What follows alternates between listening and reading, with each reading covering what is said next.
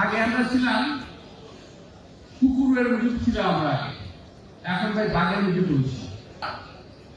বাংলাদেশে স্বাধীনতা সার্বভৌমত্বকে যে রক্ষার জন্য শহীদ রাষ্ট্রপতি প্রাণ দিয়েছেন, যে রক্ষার জন্য আমাদের বেগম খালেদা জিয়া এত বছর জেল খেটেছেন, যিনি আজকে মৃত্যুর মুখোমুখি, যে স্বাধীনতার কারণে আমার নেতা তারা আমার দেশের বাইরে আছেন, সেই স্বাধীনতার সার্বভৌমত্ব আজকে হুমকির মুখে। শুধু একটি কথা আমি স্পষ্ট বলতে চাই, আগে আমরা ছিলাম কি বলবো, এটাকে আবার তো সমালোচনা হবে। আগে আমরা ছিলাম কুকুরের মধ্যে ছিলাম আমরা, এখন ভাই বাঘের মধ্যে পড়েছি। এই কথাটা আপনাদেরকে অনুধাবন করতে হবে। কুকুরের মুখ থেকে বাঘের মুখে পড়েছি। সিন্দাবাদের বুড়ো আমাদের ঘাড়ে চেপে বসেছে, ঘাট থেকে নামতে চান না, ওনাকে ঘাট থেকে ঝাঁকি দিয়ে নামাতে হবে। আমাদের নির্বাচন হাসিল করতে হবে, আদায় করে নিতে হবে। জনগণের ভোটের অধিকার আমাদের ন্যায্য অধিকার, এটা আমাদের পাওনা, হিসাবের পাওনা। আমরা বিজেপি চাই, আমরা ভিক্ষা চাই না, আমরা হিসাবের পাওনা চাই।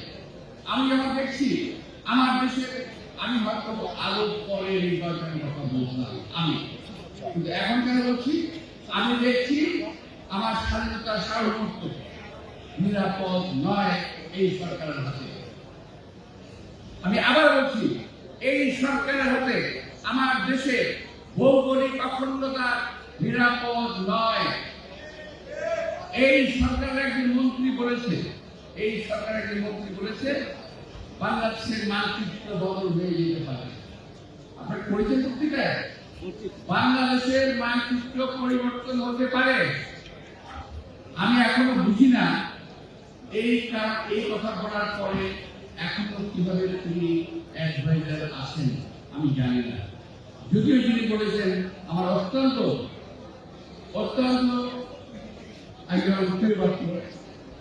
মানচিত্র বদলের কথা আসলো কেন?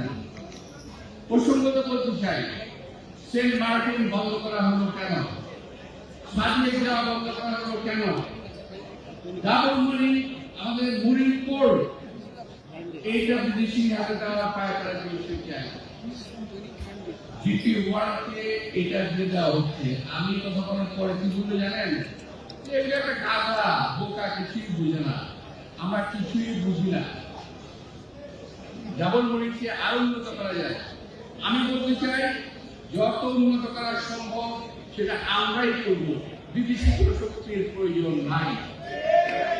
এই দেশ থেকে টাকা অর্জন হবে, সেই টাকা বিদেশে চলে যাবে, এটা আমরা হতে দেব না। আন্তর্বর্তীকালীন সরকার, নির্বাচন দেওয়া সরকার, দেশের নীতি নির্ধারণে বিষয়ে সিদ্ধান্ত নেওয়ার অধিকার তাদের নাই। দেশের অভ্যন্তরে আজকে আপনারা করিডোর দিতে চাচ্ছেন, করিডোর যদি চাচ্ছেন, এটা কি জিনিস ভাই করিডোর? আপনি কি আপনার বাড়ির মধ্য দিয়ে কাউকে যাওয়ার রাস্তা দিবেন? কেন দিবেন না?